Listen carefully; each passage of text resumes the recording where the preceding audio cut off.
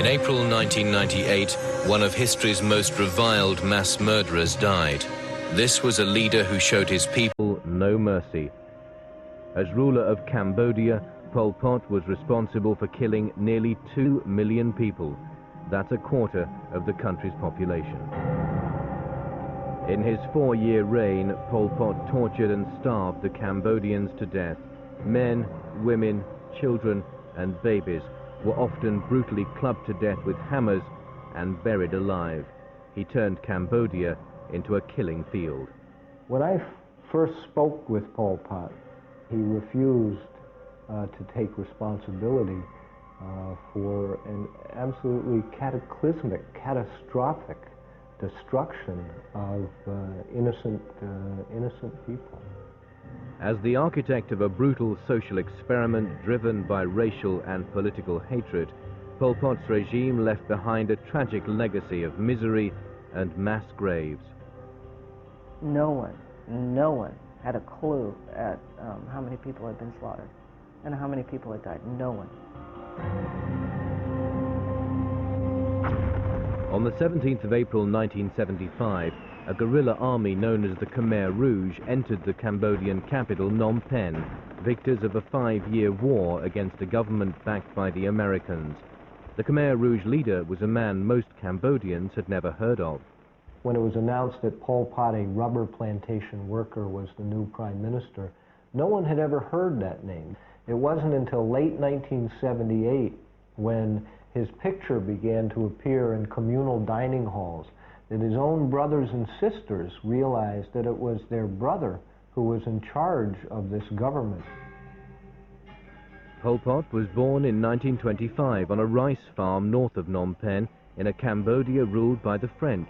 At the age of 6, he was sent to the capital to train as a Buddhist monk, but the boy from the village only felt like an outsider in the bustling, modern city. He didn't have a sense of the multicultural nature of the Cambodian cities like Phnom Penh, which were mostly ethnic Chinese and Vietnamese. Or if he did have that sense, he resented it. When he visited Saigon, he said he felt like a dark monkey from the mountains. Cambodians' political culture is steeped in resentment towards its neighbors and its racial neighbors. It's steeped in a deep feeling of being a lesser culture. Pol Pot in many ways was a reflection of all of these things. In 1949, Pol Pot went to Paris as a student. There, his innate racism would find expression in extreme communism.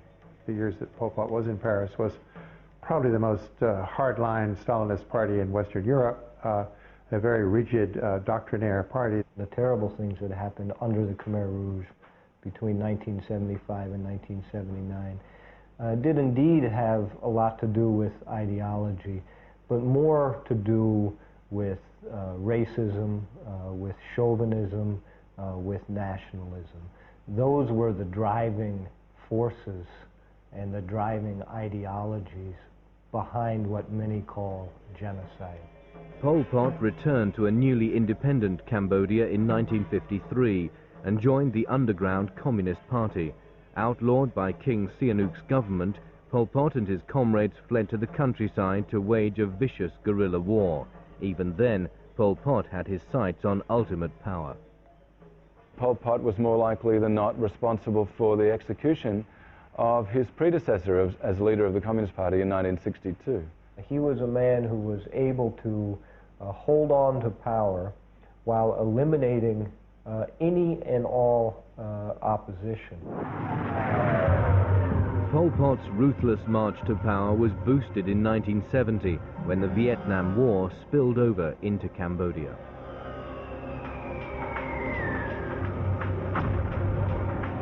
Pursuing communist North Vietnamese troops across the border, the United States bombed huge areas of Cambodia, killing thousands of peasants in the process. This only increased support for Pol Pot's Khmer Rouge. There was this terrible mixture of historical events and terrible Cambodian political realities, which ended up with an orgy of mass murder, of which Pol Pot, without any question, was the architect. By April 1975, Pol Pot's Khmer Rouge were in the capital, Phnom Penh. When they achieved victory in April 75, they felt they were in a position to put in place and to carry out an extreme, pure, total revolution of a sort that was more extreme, more total, purer than any other revolution in history. When Pol Pot and his army arrived in Phnom Penh, they immediately evacuated the entire population into the countryside. In what would be known as Year Zero, Pol Pot began to destroy and rip up Cambodian society, reducing it to a state of primitive barbarity.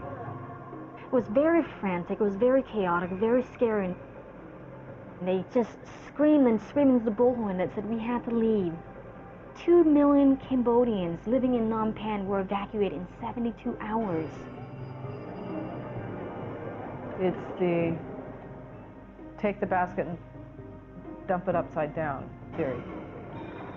You broke up every organization that anybody ever had. They were cut from their family, they were cut from their friends, they were cut from their professions, everything. Believing the city people to be contaminated by their past lives, Pol Pot would rewrite their histories. Money was banned, the Buddhist religion outlawed, and the country's name changed to Kampuchea. Then he dispersed the city people to peasant villages throughout Cambodia, where they would grow rice and build dams for the revolution. Here, in this idealized peasant state, he would purify them through hard labor and brutality.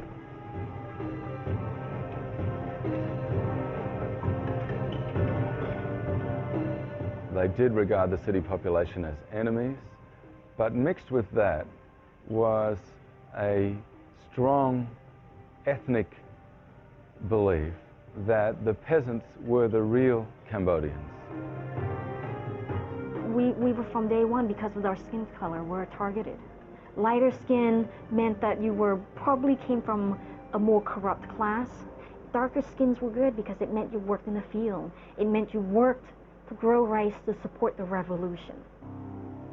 Little more than nameless, faceless slaves, the city people would literally be worked to death. You work 12 to 16 to 18 hours, working in the field, growing rice, harvesting rice, building dams. There's a lot of people do a lot of harsh work. I mean, people work.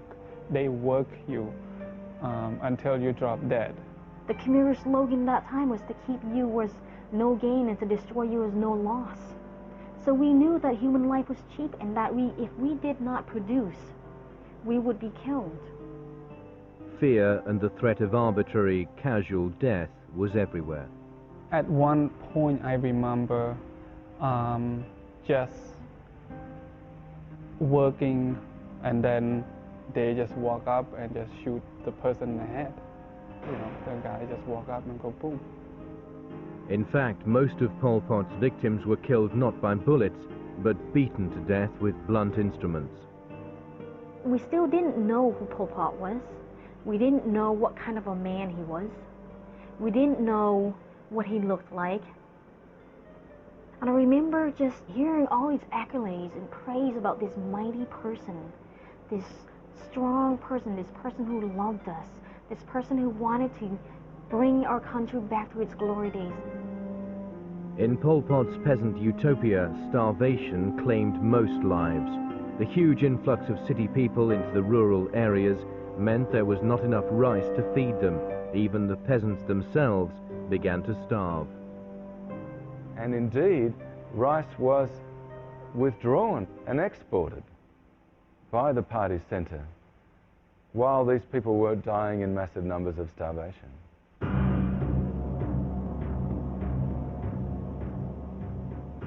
Life wasn't even cheap to Pol Pot. It had no value at all. Cambodia became a macabre network of killing fields. Even today, the exact number of mass graves into which the victims' bodies were thrown is not known. You know, Pol Pot was a remarkable man. He was generous, he was kind, he was loving, almost grandfatherly. He had all of the characteristics of a great leader. There are a lot of Cambodians who don't believe that what happened under Pol Pot, in fact, was his doing, because he was too good a man. Pol Pot believes that what he did for the good of his country. Few Westerners ever got to meet Pol Pot whilst he was in power. One who did was American journalist Elizabeth Becker, who interviewed him in 1978. What struck me first was that he was much more handsome and a charming smile. There was some charm to the man. And we were told to sit down, put the cameras away, and we were to sit there and listen to Pol Pot. And when the time was up, the time was up, and he said goodbye. With her was another journalist, Dick Dudman, and British academic Malcolm Caldwell. To Caldwell, he was more indulgent. He told Malcolm Caldwell how wonderful the communist experiment was in Cambodia. Two totally different interviews. One was a lecture and the other was an interview. Later that night, back at their hotel, an unremarkable meeting with Pol Pot was about to turn into an unforgettable nightmare. A few hours later, I woke up because I could smell cordite, the smell of a gun being fired. And then I heard shots on the second floor. Lots of shots. I didn't count them, but lots and lots of shots. And so I went upstairs, and Malcolm's body was on the floor, and white with death. The gunman walked in and murdered Malcolm. Why Malcolm? The friend, the one friend of the regime, and not us. Some documents suggest that it would have been me. Another one suggested that it was Caldwell. Why? It doesn't make any sense, but nothing makes sense there. Needless to say, after all that, I couldn't imagine how Cambodians lived through almost 4 years of that. I mean, what I went through in 2 weeks, they lived through 4 years and saw their whole lives, their whole country, everything destroyed.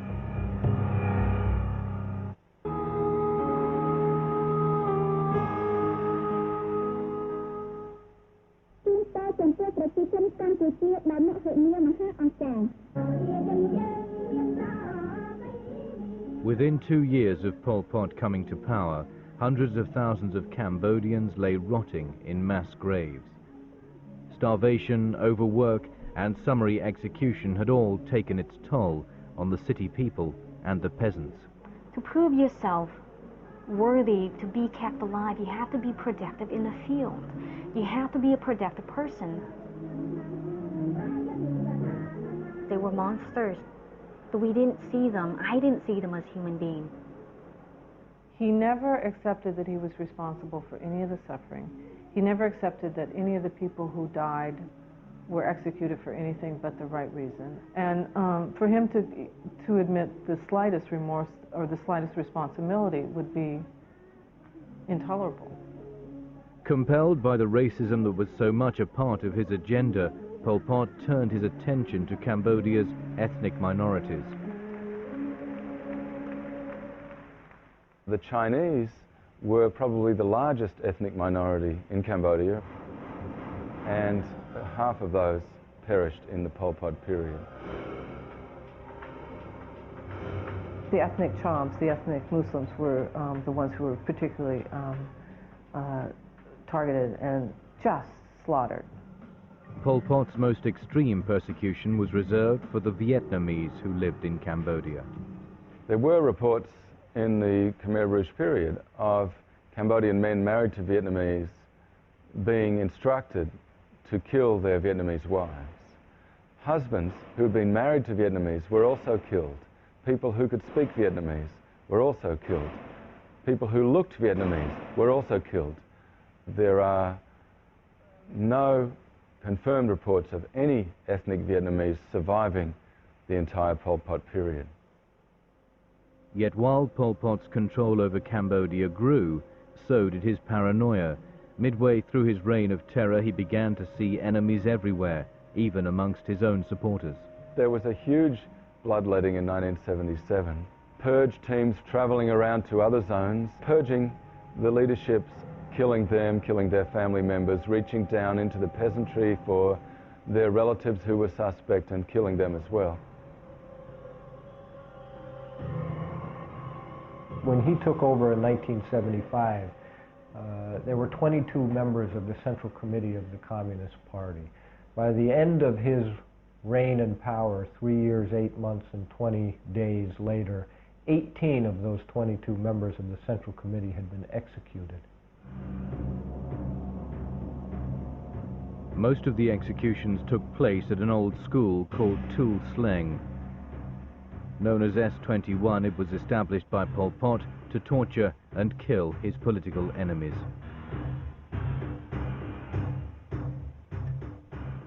It's a terrible institution that I think epitomizes some of the cruelties and logic of the Pol Pot regime. These people had defied the revolution, so therefore they were off to one side. They were not human beings. People who aren't human should be, or can be, must be gotten rid of.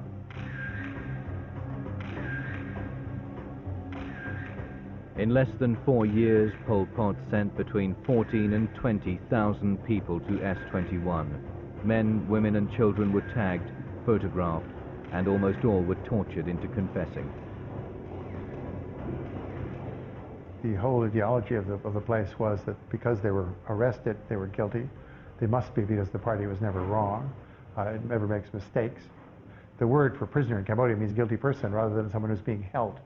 And even if some of the people you kill turn out not to have been guilty of the crimes you've charged them with, so what? You might find that out later. But at the time, it's probably better to get rid of them than to keep them around in case they are guilty.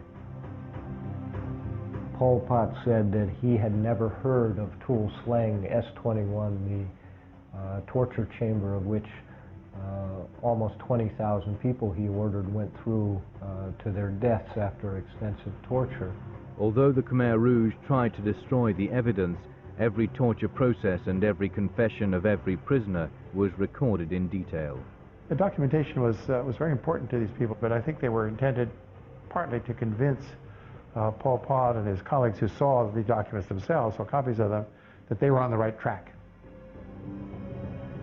They knew there'd be no punishment for killing all these people. There'd be punishment for people who were tortured to death, and this did happen in many cases. The interrogators themselves are often pulled in and interrogated because they were betraying the revolution by going too far, by torturing people to death before the confession was complete, before the party had been proved right. Of the thousands who entered S-21, just 7 survived, and only 1 was ever released. The rest were either tortured to death or killed and then buried at S-21's customized killing field, Cheung Ek.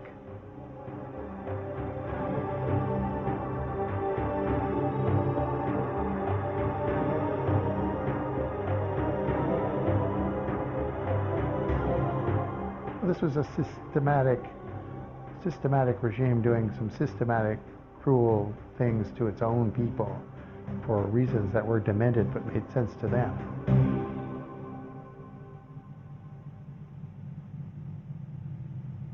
Appearing to be at the height of his power, Pol Pot's government was in fact imploding.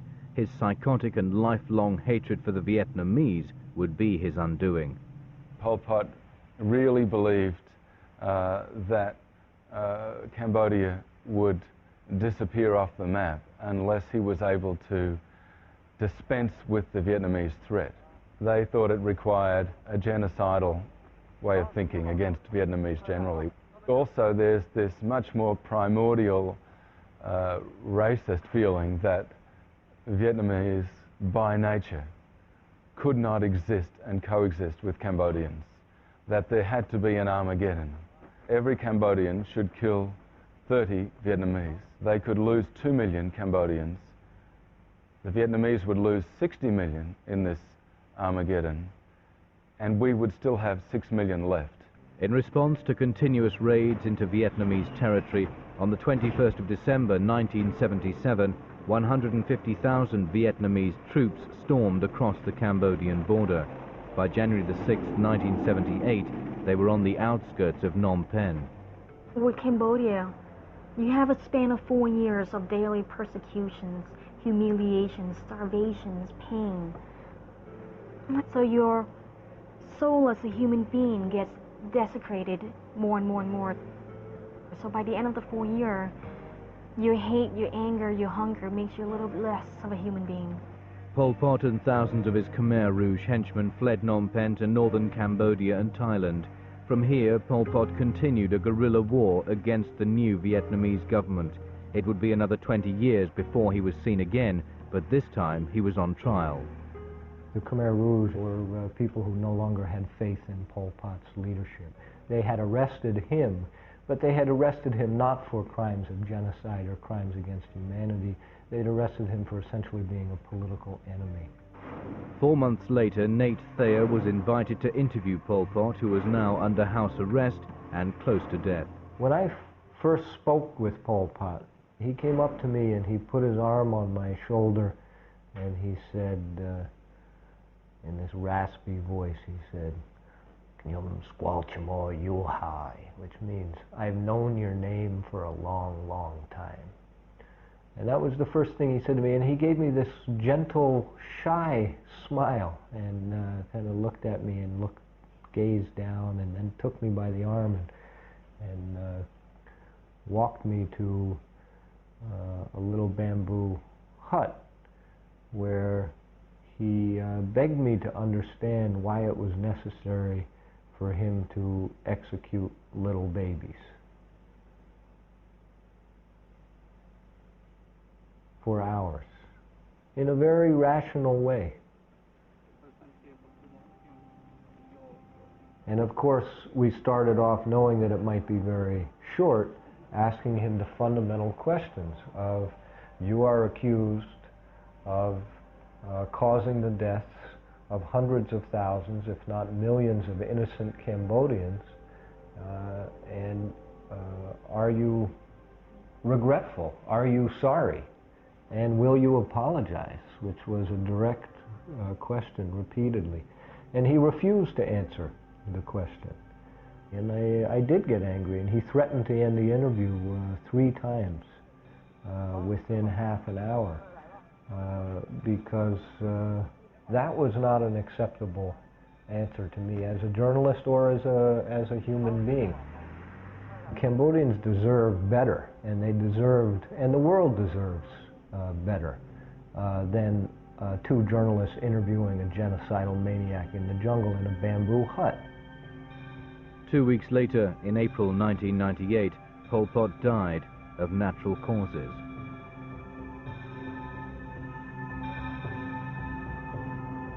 The madness unleashed on Cambodia by Pol Pot and his colleagues will never be forgotten, but so far it has gone unpunished.